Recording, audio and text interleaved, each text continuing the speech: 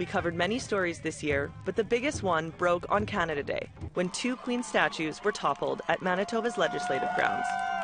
What followed made waves in Manitoba's Indigenous community when Premier Brian Pallister replied to the incident with this statement.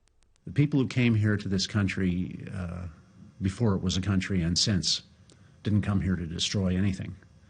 They came here to build. The comment sparked outrage, and weeks later, Manitoba's Indigenous Minister Eileen Clark stepped down. She said her voice and the voices of others were not being heard. As one Indigenous minister stepped down, another stepped in. Alan Lajamodiere made his first speech as minister weeks later, stating the founders of residential schools had good intentions. NDP opposition leader Wab Kinew interrupted that speech. And I cannot accept you saying what you just said about residential schools.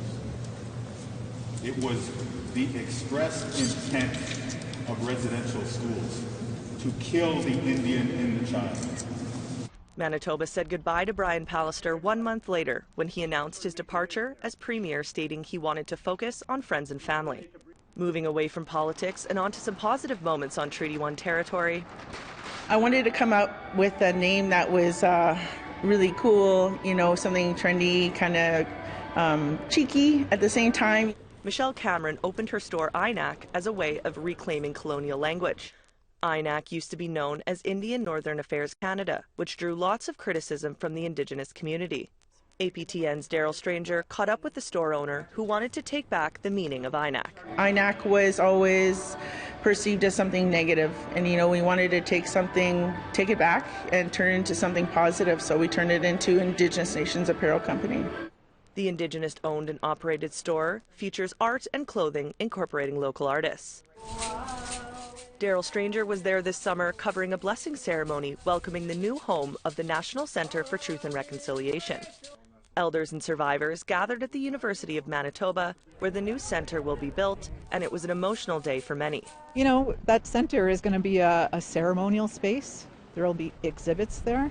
We hope to have and preserve all of the survivor statements that were given during the Truth and Reconciliation Commission, a place to live so that students, their families, and researchers and others can come in and listen to them and hear what happened to them in the schools. 25-year-old Riley Nepanak from Winnipeg cycled across the country for youth suicide rates in Northern First Nations. Nepanak started in British Columbia and ended in Halifax this August. Tatasqueyak Cree Nation lost 13 youth to suicide in the first half of 2021. Nepanak said he'd like to inspire the community's youth. You know, having your voice heard is empowering, and it's so important for our youth to feel that. You know, if we're going to be able to create leaders, we have to empower them. That's the foundation of building a strong leader. NCI-FM, an Indigenous radio station, celebrated 50 years on the air this fall. The station started in the small northern city of Thompson, Manitoba, and has since grown to a network of 57 transmitters across the province. The celebration included Indigenous music, art, and strolling down memory lane.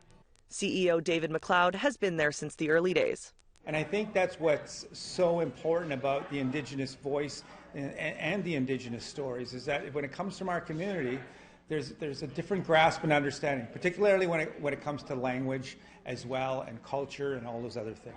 A Winnipeg jersey-making company teamed up with Orange Shirt Society and the Downey Wenjack Foundation to send 10,000 jerseys to minor hockey players across Canada. Organizers said it was aimed to spark conversation around residential schools with young athletes. The kids asked the question, why are we wearing these jerseys?